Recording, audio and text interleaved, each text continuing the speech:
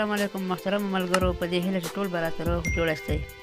که چېرته ستاسو په موبایل کې کوم اپلیکشن سم کار نه کوي او یا هم پلی سټور، ویډمیټ، یوټیوب دغه اپلیکشن کار نه کوي یا هم ډاونلوډ په سمه توګه ستاسو موبایل نه کوي، یعنې نن سبا دغه مشکل سره ډېر زیات کسان مخ شوي دي چې له پلی سټور څخه یې اپلیکشن نه انسټالېږي. نو د هغې د حل لاره څه ده، په دغه ویډیو کې زه تاسو ته د دې په اړه پوره معلومات درکوم. هڅه د مخه تاسو راشئ د خپل موبایل سیټینګ راخلاص کړئ. کله مو چې سیټینګ راخلاص کړ، ښکته به راشئ، په خپل موبایل کې به دغه ځای پیدا کړئ. په خپل موبایل کې به اپ منیجمنټ دغه ځای پیدا کړئ. په دغه باندې به کلیک وکړئ. نو په دغه ځای کې به تاسو ته د موبایل ټول اپلیکشن راواړوي. دلته یوازې تاسو ته هغه اپلیکشن ښایي کوم چې تاسو ډاونلوډ کړي وي یا هم له بل موبایل څخه راړولی وي. مطلب د موبایل خپل اپلیکشن په دغه ځای کې ټولې تاسو ته نه ښایي. نو تاسو به راشئ، په دغه ځای باندې به کلیک وکړئ، شو سیسټم پروسیسز، په دې باندې به کلیک وکړئ. نو په دغه ځای کې به تاسو ته ستاسو د موبایل ټول اپلیکشن راواخلي، یعنې ستاسو په موبایل کې چې هر یو اپلیکشن دی.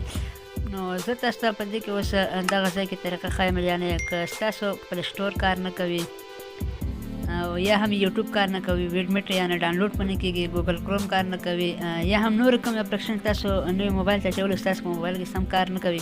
نو که ستاسو موبایل کې هر اپلیکشن کار نه کوي یا هم پلی سټور کوم اپلیکشن نه انسټالوي، نو تاسو به راشئ، په هغه اپلیکشن به پیدا کړئ. دغه ځای کې په هغې باندې به کلیک وکړئ. دغه شانتې کله به چې په دې باندې کلیک وکړو، تاسو به راشئ، په دغه فورس سټاپ باندې به کلیک وکړئ. په دغه ځای باندې مو چې کله کلیک وکړو، بیا به راشئ، په دغه فورس سټاپ باندې به کلیک وکړئ، دغه ستور نشان چې کوم یو ښکاري. له دې وروسته به راشئ، تاسو په دغه ځای باندې به کلیک وکړئ.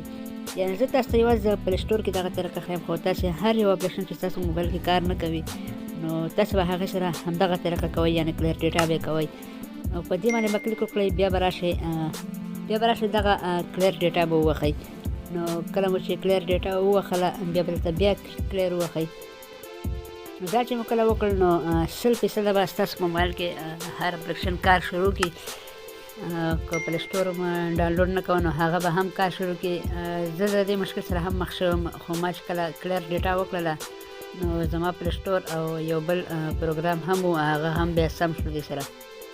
دا وه د کلیر ډیټا په اړه معلومات، یعنې کوم اپلیکشن چې زموږ په موبایل کې سم کار نه کوي، یعنې مخکې به کار کوو خو اوس کار نه کوي، نو هغه اپلیکشن باید تاسو کلیر ډیټا وکړئ. تر بلې ویډیو د الله په امان.